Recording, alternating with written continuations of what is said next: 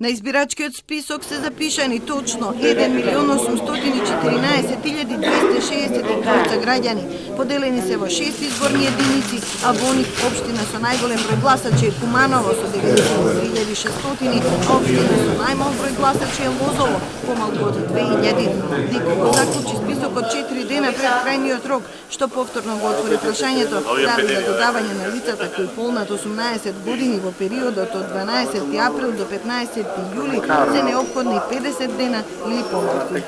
Покажавме како ДИК и се потврди дека може согласно законот за неполни 8-9 дена да се завршат сите овие действија во врска со доажурирањето на избирачкиот список, а не за многу повеќе денови како што се споменуваше во јавноста 45, 50 и така натаму. И од 15.6 до 1.7 има 16 дена, не се завршени действијата за 8-9 дена, како што кажа колегата, и втора работа, значи тоа е заради што претходно веќе се дефинираше дека се затворени одредени действија кои што се дефинирани со изборниот закони, кои што треба иначе во нормална постапка да се спроведат.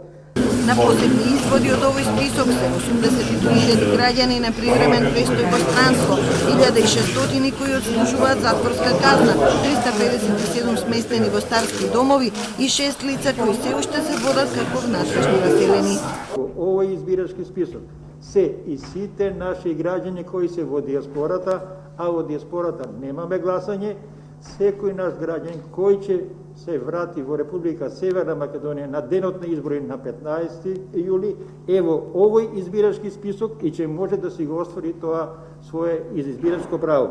Избори ќе се организираат на 3.750 избирачки места, 90 предвидени места нема да се отворат бидејќи имаат помалку од 10 гласачи.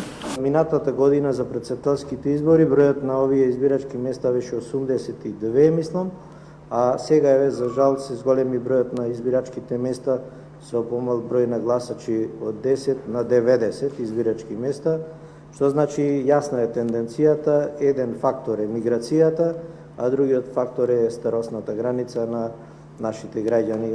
Почна пријавувањето за гласање на 13 и 14 јули во општинските изборни комисии. До 8 јули треба да се пријават болните од ковид и лицата во самоизолација за да гласаат во домашни услови во понеделник, а другите болни и изнемоштени лица за гласање во вторник.